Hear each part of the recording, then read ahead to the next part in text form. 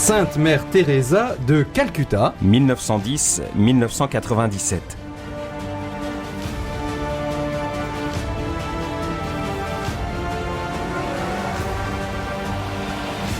Quel chemin parcouru depuis que la petite Agnès a quitté l'Albanie, appelée par Dieu à 18 ans pour rejoindre le couvent de Notre-Dame de Lorette au Bengale, en Inde. Lorsqu'elle s'est engagée comme missionnaire, Agnès, la future Mère Teresa, a choisi pour protectrice de sa vie apostolique la sainte française Thérèse Martin de Lisieux. Patronyme fécond s'il en fut, Mère Teresa, surnommée l'ange de Calcutta, est aujourd'hui connue dans le monde entier pour son dévouement contagieux en faveur des plus pauvres d'entre les pauvres. Mère Teresa a d'ailleurs été canonisée par notre pape François en septembre 2016. D'abord sœur enseignante dans un couvent à Calcutta, jusqu'à cet ordre intérieur qui lui commande de tout quitter pour servir les plus pauvres, elle devient alors Mère Teresa. Dans ce deuxième épisode de votre émission Pèlerin de Dieu, retrouvez la jeune Agnès Bojaxiou, âgée de 21 ans, qui vient de prêter ses premiers vœux et qui enseignera avec passion aux plus jeunes pendant presque 17 ans, jusqu'à cet appel dans l'appel, cette inspiration divine du 10 septembre 1946, à l'origine de la création des missionnaires de la charité. Pèlerin de Dieu avec Franck Bétoir et le père Jean-Baptiste Masson sur RCF Nord-de-France.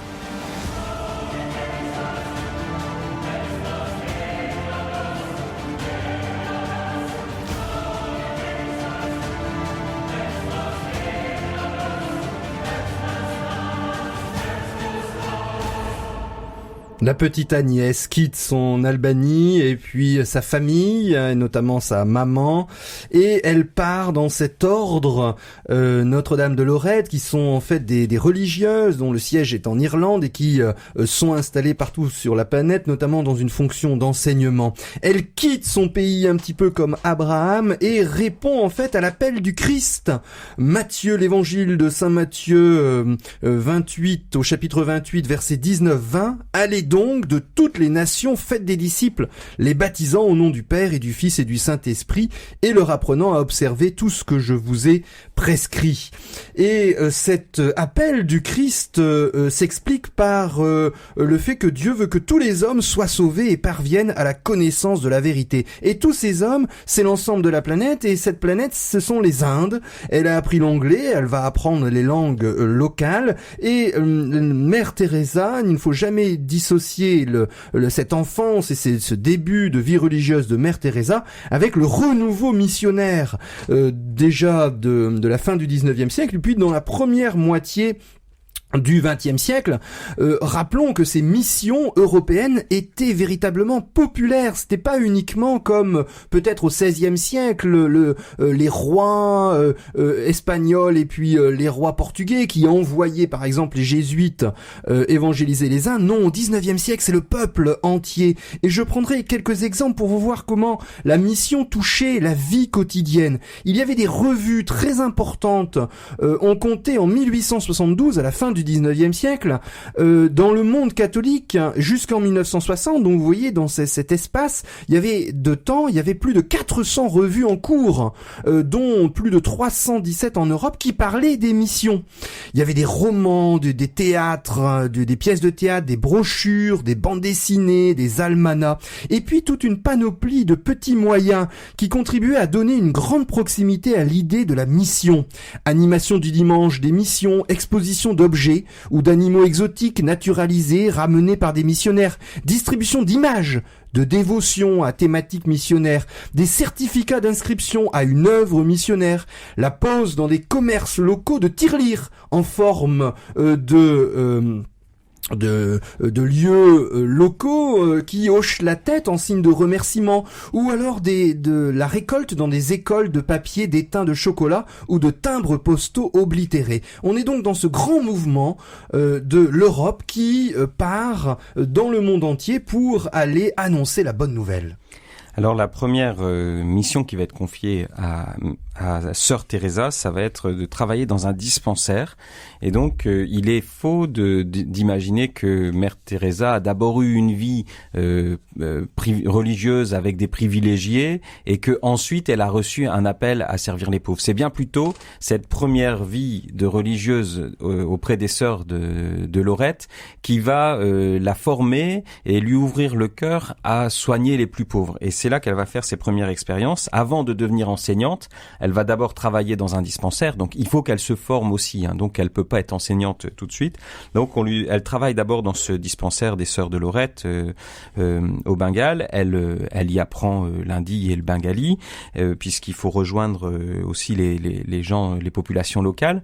Et c'est là qu'elle fait cette première expérience de la pauvreté en Inde, où elle voit dans ce dispensaire arriver des gens qui ont fait des heures de chemin, de marche à pied pour apporter des enfants, comme le jour où elle reçoit c'est la première adoption qu'elle fait d'un enfant. Il y a un homme qui arrive effrayé qu'on refuse son enfant et qui lui présente. Alors il a un sac et de ce sac sort comme deux branches de bois sec et elle comprend ensuite que c'est les jambes de l'enfant complètement décharnées et il lui présente ce sac en disant: si vous ne voulez pas de lui, je vais le jeter dans l'herbe et les chacals ne détourneront pas leur museau de lui. Alors elle est saisie intérieurement et elle dit: le pauvre enfant faible, aveugle, totalement aveugle, avec beaucoup de pitié et d'amour, j'ai pris ce petit dans mes bras et je l'ai porté dans mon tablier. Et c'est sa première adoption. Il y en aura d'autres, voilà. Et donc elle entend cet appel, elle parle de cet appel de Jésus qui reçoit un enfant me reçoit, et elle parle de Jésus comme l'ami divin de tous les petits. Alors elle se fait remarquer par la simplicité de son amour, de son service généreux, mais elle n'est pas une sœur brillante, elle n'est pas de beaucoup de points de vue, elle n'est pas particulièrement remarquable, pas particulièrement éduquée, pas particulièrement intelligente, mais simplement elle déploie un grand amour dans ce qu'elle fait. Alors ce temps dans ce premier temps dans cet accueil des pauvres va s'achever pour qu'elle puisse ensuite se consacrer à Entali, à l'école. Donc elle va avoir des classes de 300 élèves. Alors donc là elle déploie une pédagogie assez efficace, faite à la fois d'affection et d'autorité, et c'est là que pour la première fois elle se fait appeler Ma en indien, Mère Teresa, et qu'elle devient progressivement Mère Teresa. Alors elle se fait déjà remarquer parce que elle n'hésite pas à faire des tâches ménagères, balayer le sol de la classe, ou alors pratiquer des gestes si simples, ce qui est une sorte de scandale à l'époque, puisque c'est une femme européenne, c'est-à-dire dans la mentalité des Indiens, cette femme appartient à la caste. Attention, l'Inde c'est en caste, c'est très figé, à la caste des seigneurs qui règnent sur l'Inde, ce sont les Anglais.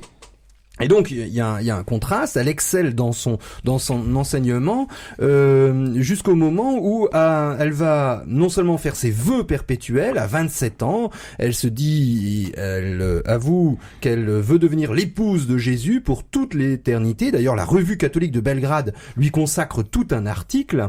Et elle va devenir directrice des études dans l'école à Calcutta. Et elle va tenir bon pendant des années qui sont là, la petite histoire est rattrapée par la grande. Ce sont des années terribles. Il y a la Deuxième Guerre mondiale avec l'invasion des Japonais sur l'ensemble de l'Asie, et puis les débris de l'armée britannique qui refluent vers les Indes, où là, son école est transformée en hôpital pour les blessés. Il y a une grande famine qui s'abat sur le Bengale, qui fait entre 2 à 3 millions de morts. Et puis, juste après la Deuxième Guerre mondiale, c'est la guerre civile. L'indépendance de l'Inde, c'est une catastrophe avec l'affrontement. Lorsque les Anglais partent, il y a un affrontement entre les musulmans et les hindous, et là, le collège Sainte-Marie de Mère Teresa est situé entre deux quartiers ennemis, musulmans et hindous, et lorsque l'indépendance est proclamée le 14 août 1947, eh bien, peu après, en janvier 1948, un grand personnage qui a œuvré pour la paix est assassiné, c'est le Mahatma Gandhi.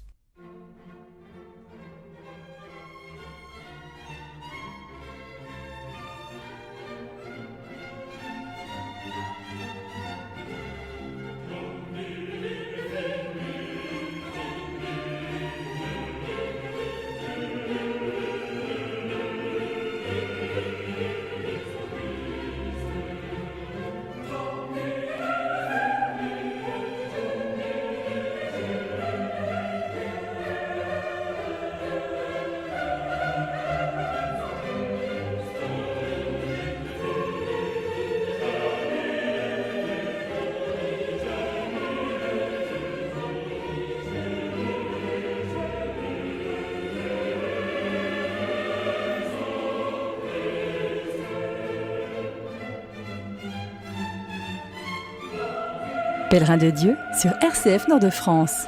Au cours de la guerre dans Calcutta, en proie à tous les troubles et à feu et à sang, Mère Teresa montre un énorme courage, comme cette fois où elle sort de l'Institut Notre-Dame de Lorette. Elle quitte l'abri des murs pour aller chercher du riz pour ses enfants qui n'ont pas à manger, et elle revient avec des sacs de riz après avoir traversé des rues jonchées de cadavres et affronté les pires dangers. Alors c'est ce petit bout de bonne femme pleine d'amour et de caractère, au caractère trempé, qui se laisse toucher par les plus grandes misères. Alors elle va recevoir l'assistance d'un directeur spirituel, un jésuite. Bon, on a vu dans son enfance que les jésuites avaient été très importants pour elle et avaient aussi contribué à forger son appel missionnaire. Et donc là, il y a un jésuite qui arrive à Calcutta, mais pour un ministère plutôt intellectuel. Il cherche à se placer au niveau du dialogue interreligieux entre musulmans et chrétiens, musulmans et hindous. Et donc, lui, ce qui l'intéresse, c'est de pouvoir se dédier à cet apostolat. Et quand on lui demande d'être directeur spirituel des sœurs, c'est loin de l'emballer. Et donc, pourtant, il va le faire et il va être un très bon directeur spirituel. Donc, le père Céleste Van Exem, un Belge, qui va accompagner Mère Teresa. Et alors, donc, on est à la sortie là en 1944, et puis 2 années passent. Elle poursuit sa vie religieuse. Et alors qu'elle quitte Calcutta pour revenir vers Darjeeling, elle reçoit, donc pour une retraite, elle reçoit dans le train, on est le 10 septembre 1946, elle reçoit ce qu'on a appelé l'appel dans l'appel. Alors pour les missionnaires de la charité, c'est vraiment le jour de fondation qui est célébré aujourd'hui comme tel, où elle reçoit cette inspiration intérieure d'aimer Jésus dans les pauvres et de venir aimer les pauvres dans les trous sombres de Calcutta. Et donc, elle reçoit cet appel, viens, sois ma lumière dans les trous sombres de Calcutta. Et donc, c'est un appel très fort qu'elle explicitera un peu. Donc, on reconstitue aussi, là, d'après ce qu'elle en a dit par bride, mais qui a vraiment été ce second appel qu'elle va commencer à vouloir honorer. Donc, ensuite, au cours de la retraite, elle va pouvoir approfondir cette grâce qu'elle a reçue dans le train et qui va la conduire progressivement à quitter l'Institut Notre-Dame de Lorette dans laquelle elle est si heureuse pour aller servir les pauvres dans une nouvelle forme de vie religieuse. Dans toute personne canonisée, il y a une mystique et cette rencontre personnelle d'un Christ qui lui parle, qui veut lui donner une mission sur terre. C'est vraiment le déploiement de la sainteté sur terre. Il va falloir après on va dire une sorte d'effusion de l'Esprit Saint, on pourrait dire aujourd'hui. Il va lui falloir tenir parce qu'il y a un moment très fort, mais après ça va mettre 2 ans à se réaliser. Elle a 36 ans lors de cet appel dans l'appel et nous sommes en 1946.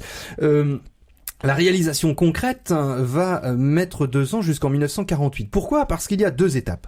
La première étape, c'est que, évidemment, elle va en parler tout de suite à son directeur spirituel, le jésuite belge, le père Van Exem, dont la première réaction est de prier et de tenir dans la durée, de faire œuvre de patience. Néanmoins, il accepte de discuter avec l'archevêque de Calcutta, qui est un jésuite d'origine française, monseigneur Fernand Perrier. Et lui, il faut le comprendre. Lui, il accepte de recevoir Mère Teresa, mais il ne veut surtout pas une fondation d'un ordre pour la raison bien simple, c'est que on est dans la constitution d'une Inde indépendante et l'archevêque de Calcutta, il est français, c'est-à-dire il est entre guillemets colonisateur. Or, la France refuse de rendre ses comptoirs. Donc il est déjà en situation délicate avec les autorités indiennes, et en plus, s'il autorise Sœur Teresa à aller s'occuper des pauvres dans les taudis, cela peut être pris comme une critique implicite de l'incapacité des nouvelles autorités à s'occuper de leur peuple. Et la deuxième étape, c'est que Mère Teresa sœur Teresa doit obtenir de ses supérieurs l'autorisation de quitter son couvent. Or, cela est préjudiciable pour le fonctionnement de l'école, où elle est directrice d'école, et puis, aucun ordre religieux n'aime être pris en défaut devant le départ de l'un de ses membres. Et donc, pendant longtemps, elle va petit à petit expliquer que c'est un approfondissement de cet appel, qu'elle n'est pas du tout en contradiction avec sa congrégation, mais que, évidemment, elle a un appel spécifique, et elle va recevoir, en 1948, une permission d'exclostration valable 1 an, qui la place sous l'autorité directe de l'archevêque de Calcutta, et ses efforts vont atteindre sa santé. On n'avait peut-être pas parlé de ses difficultés de santé même quand elle était adolescente. Elle avait dû aller dans des zones montagneuses puisqu'elle était un peu prise du poumon, et les restrictions alimentaires dues à la Deuxième Guerre mondiale et la fatigue accumulée depuis 16 ans l'ont épuisée. Les médecins diagnostiquent un début de tuberculose, et donc elle va à 200 km de Calcutta pour des longs séjours de repos jusqu'à la fin de l'année 1947. Mais finalement, nous sommes le 16 août 1948. Elle a 38 ans, et au lendemain de la fête de l'Assomption, elle se revêt pour la première fois de son sari blanc bordé de bleu. Blanc bordé de bleu, ce sari, elle le choisit d'abord parce que c'était le moins cher du magasin, et ensuite le bleu l'avait attiré comme étant la couleur mariale. Et donc elle trouve cette signification de s'immerger dans la culture bengali, dans la culture indienne, et dans la pauvreté, et avec cette empreinte mariale. Alors en fait, c'est donc cette expérience qu'elle va commencer auprès des plus pauvres. Elle est toute surprise après tant de difficultés, de refus. Elle reçoit enfin cette autorisation. Alors elle dit au père Van Exel, mais alors je peux aller dans les bidonvilles. Alors elle va quitter Lorette. C'est un grand déchirement pour elle. Ça a été le plus grand sacrifice, le plus difficile, la chose la plus difficile que je n'ai jamais faite, dit-elle. C'était beaucoup plus difficile que de quitter ma famille et mon pays pour entrer dans la vie religieuse. Parce que elle l'explique, Lorette était mon entraînement spirituel, mon travail était là, et j'ai tout appris là. Et donc elle quitte Lorette pour commencer cette expérience humble et simple de se rendre présente dans les bidonvilles pour y vivre l'amour du Christ auprès des plus pauvres.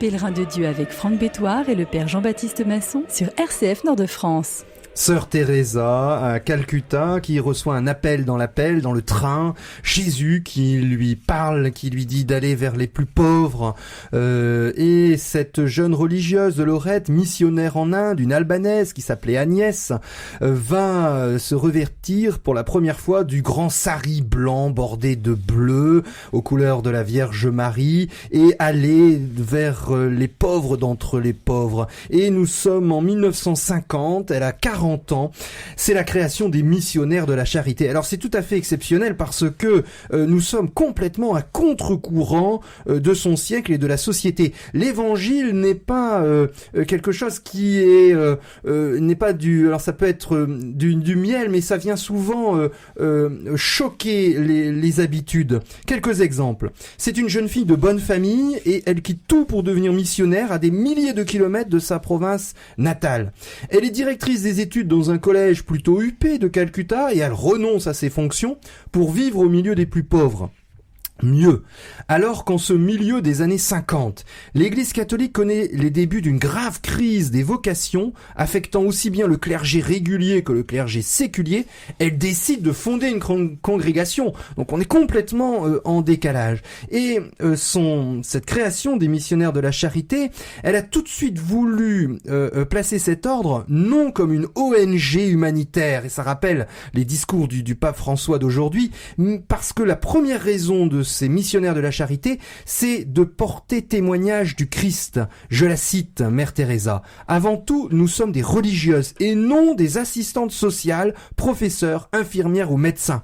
Un hindou disait que la différence entre nous et les travailleurs sociaux était que les uns agissent pour quelque chose, les travailleurs sociaux, et que nous autres, les missionnaires de la charité, nous agissons pour quelqu'un. Nous servons Jésus dans les pauvres. Tout ce que nous faisons, prière, travail, souffrance, c'est pour Jésus. Nos vies n'ont aucun sens, aucune motivation en dehors de lui. Nous servons Jésus 24 heures sur 24. Elle fait un vœu de pauvreté, mais radical, un petit peu à la Saint-François d'Assise. Imaginez, elle, à contre-cœur, elle est obligée de mettre dans les règles les biens matériels et elle demande que les futures religieuses ne possèdent qu'une assiette, des couverts en émail, 2 saris, des sous-vêtements, une paire de sandales, un savon, un seau, un matelas et une paire de draps, c'est tout. Et encore, c'était trop pour elle. Alors les débuts vont être très modestes. Tout d'abord, elle est accompagnée admirablement par Monseigneur Perrier puis par le Père Van Exem, qui vont la pousser à se former sur le plan médical. Donc elle va d'abord faire quelques semaines chez les sœurs les petites sœurs des pauvres qui vont lui apprendre à devenir infirmière, puisque elle était professeure, elle n'était pas infirmière.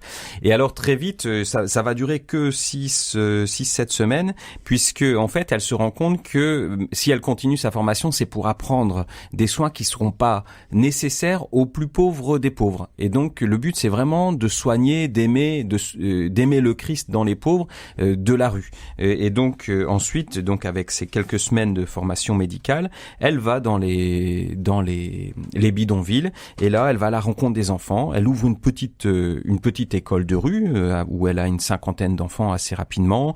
Elle leur apprend les lettres, elle leur apprend ce qu'est du savon, à s'en servir, etc. Elle ouvre comme ça des petites écoles et puis elle soigne les pauvres qu'elle rencontre. Elle fait la connaissance d'une Belge qui veut vivre le même idéal qu'elle, Jacqueline de Decker, mais qui va avoir des problèmes de santé, donc qui va devoir repartir en Belgique pour se soigner.